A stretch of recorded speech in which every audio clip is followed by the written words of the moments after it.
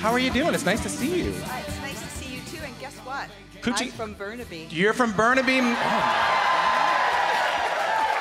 I'm usually pretty shy to say that, but now I'm going to say it with super pride. Yeah, we're giving a lot of Burnaby credit here tonight, Yeah. you know? Tell me about workshopping this play. What was, when you started writing this in workshops, what was that like? Oh, it was quite a wonderful experience because I was in a writing workshop called the Wet Ink Collective, and I was writing scenes about a woman whose husband had an early onset Alzheimer's diagnosis, but nobody knew that that was really my life.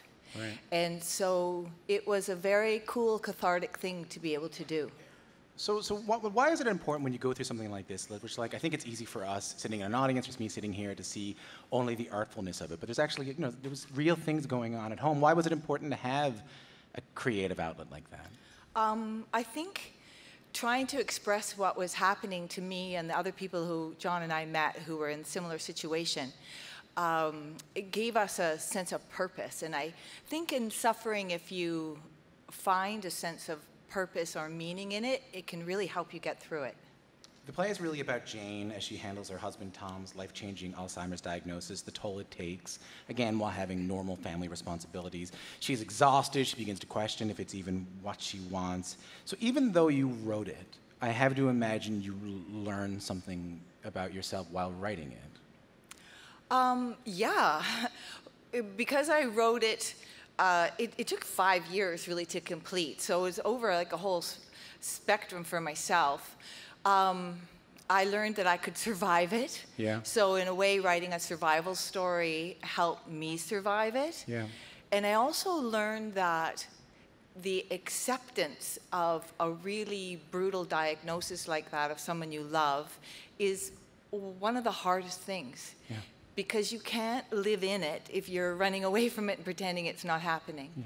But then you have to watch someone actually kind of act it out. Is that hard, or is it? No, that's really beautiful. First of all, she's a gorgeous actor, very funny and charming. Well, I'm not surprised. So that's really. Oh my God!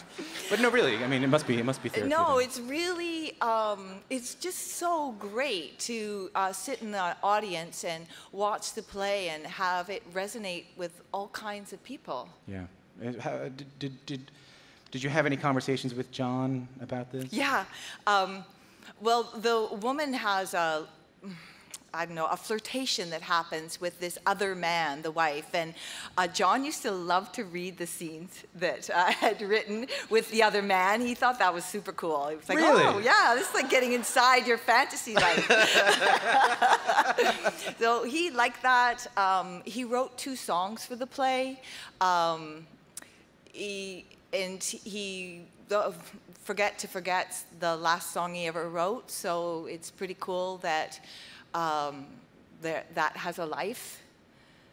I mean, I wasn't planning on asking this, but like, how is it with just people like me asking you questions about this? Because again, like, it's an incredibly hard thing to go through, and not only do you have to go through it, but you have to kind of talk about it. How are you finding it? I like talking about it because it's my life. So like I said, it's really important to me to live it and not pretend it's not actually happening. And it means so much to other people too. I'm sure people who are experiencing similar things to you are coming up to you as well, right? Yeah. Listen to that. That's real. You must have people talking to you about it. Oh, I do. I actually love to go to the theater and watch it. So I've watched it quite a few times and talk to people as they're leaving. And I've had some pretty cool, meaningful conversations. There's a real sense of camaraderie. I mean, there's strength in unity. Yeah, it reminds you that you're not alone. Eh? Yeah, of course. It's the most beautiful thing in the world. Yeah. But I should say also, you're like watching these things. You usually act in the things you write. Is that strange too? It was a huge relief to not have to act in it. Well, first of all, no one would believe it's not really my life story if I was up there. Yeah. But the part takes a lot of acting chops that I don't really have. She's a really amazing actor. I want to close off like this. So John is such a beloved man in Canadian music.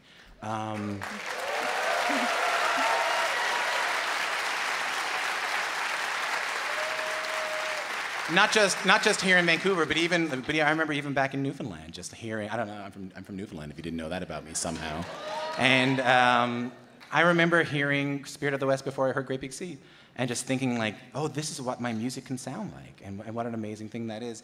You are such a beloved person here as well.